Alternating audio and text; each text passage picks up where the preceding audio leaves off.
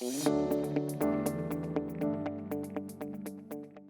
morning, everyone. My name is Chris-Beth, Cowie, the host of BizGrams and the founder of Empowered for X. I'm super excited today to be with you to talk about leadership in business. And one of the amazing things that I have the privilege of is being an entrepreneur.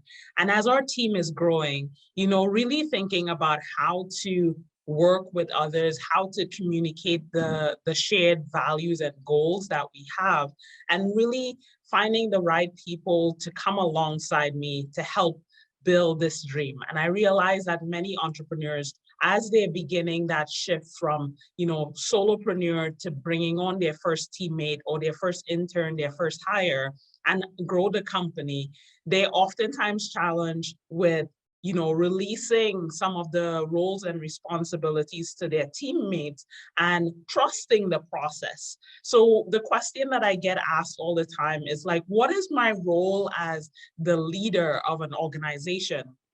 A friend recently introduced me to the leadership challenge.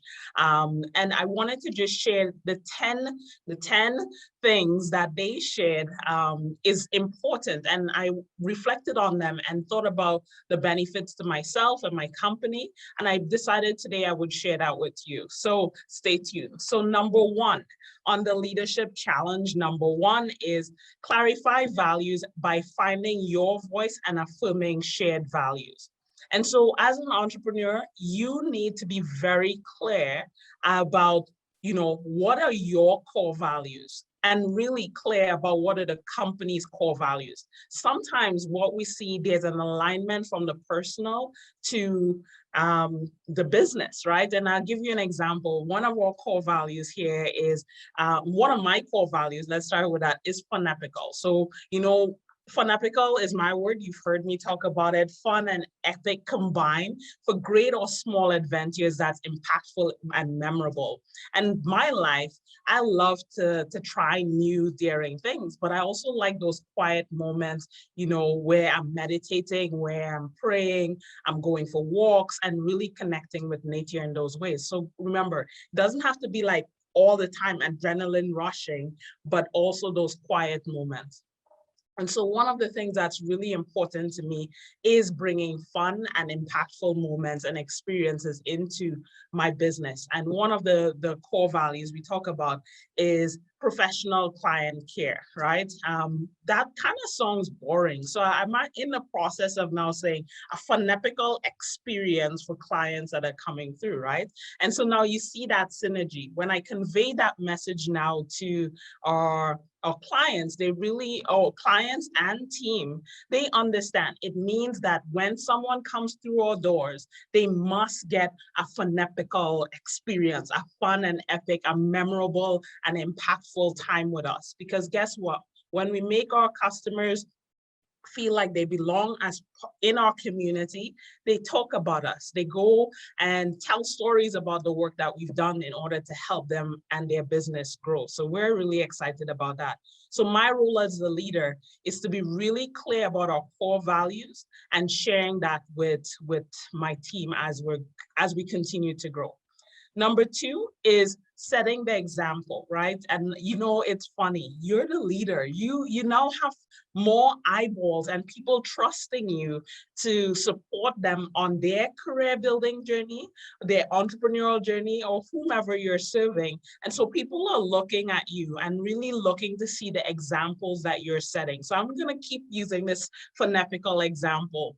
So I started BizGrams. I believe we're on episode 68, which I'm super proud of and super humbled by as well. We've had some dynamic entrepreneurs on this journey and on this show thus far. And so thank you if you're watching. Thank you for being here. If you're considering coming onto our platform, it is a free opportunity for us to help amplify your voice and your story, how you got started, what you're currently doing, what are some of the challenges, what are some of the wins. We want to tell thousands of people your story. And so leading by example is core, right? So I have these conversations with clients. I personally work with some of the clients that we work here at Empowered Facts, and my team sees how I engage with my clients, ensuring that they leave with smiles. They leave saying, wow, this was an amazing experience. And I'm encouraging them to fulfill similar goals and expectations when they're engaging with their clients. I'm not asking them to be me, right? I'm asking them to be themselves, the best versions of themselves, and giving that value and contribution to the clients that we're working with. So I'm really excited about when I see my teammate wowing and encouraging phonetical experiences with the clients they're serving. The third one is envisioning the future. Wow. You know, one of my colleagues, Ryan Knight, he's been on a guest here at E4X for a number of episodes now. But one of the things he oftentimes talk about is his world domination matrix. He's an entrepreneur, a social entrepreneur, really doing amazing things in different verticals within the community, looking at helping youth that are coming out of detention centers to rebuild their lives and get great opportunities to be entrepreneurs. He's looking at helping people get grants and access to funding. He's advocating for entrepreneurs constantly, and working currently, one of the newest projects is looking at the affordable housing funds and how entrepreneurs within the Black diaspora in particular could get access to some of those funding. And so the thing with, and I give Ryan as the example, you know, a massive vision. Many entrepreneurs like myself and others, we want to go and be that everything store. Oftentimes I hear the question, who's your ideal client? And people say, everybody. And I say, no. That does not work, especially when you're starting, right?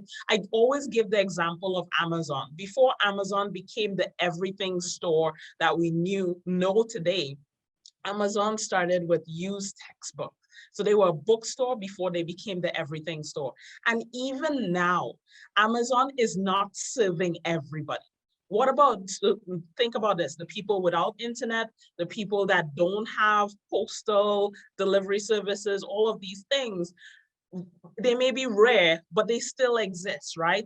Not everyone is using Amazon. What about people who say, I do not want to support big box stores like that? They want to shop local, support local.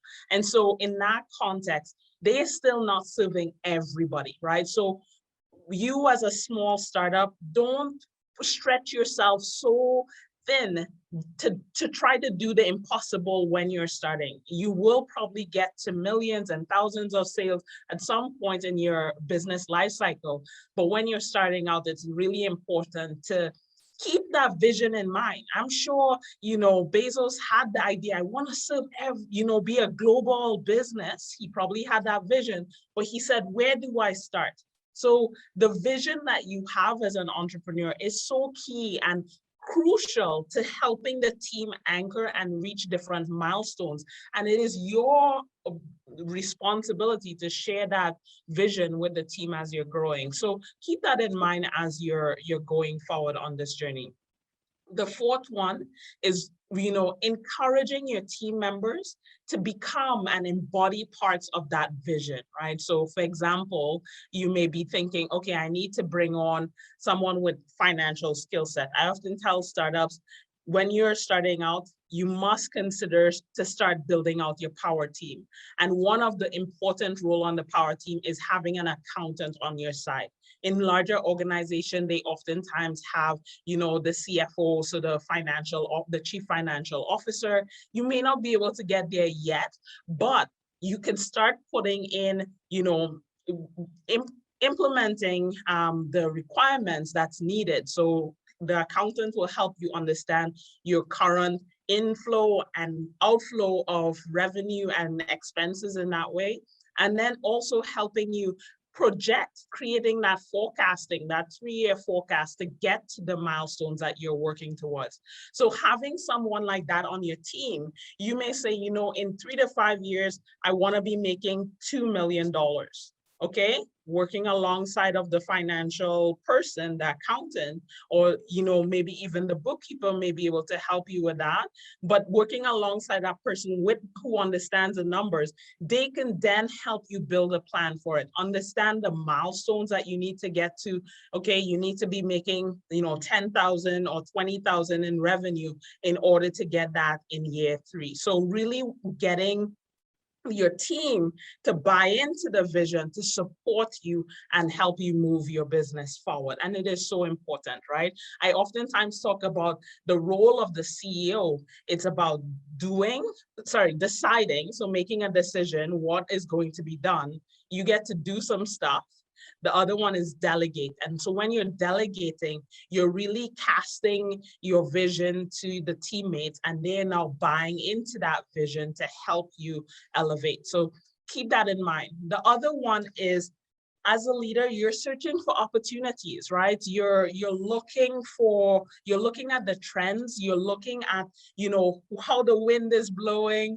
COVID has been a massive disruption for the entire global economy, right? For so many lives have been affected by COVID.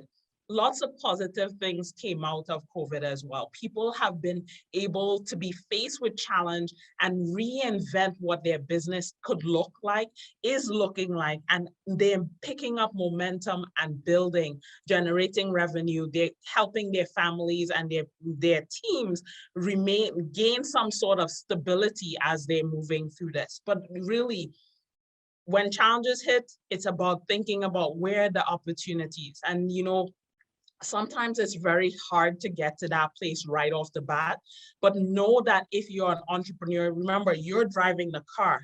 If you see that pothole or you didn't see that pothole and you go down in it, you then have to say, how do we solve this problem? So your problem solving hat comes on, your creativity hat on, your intuition, your innovation. You have to be thinking about, how do we move forward ultimately?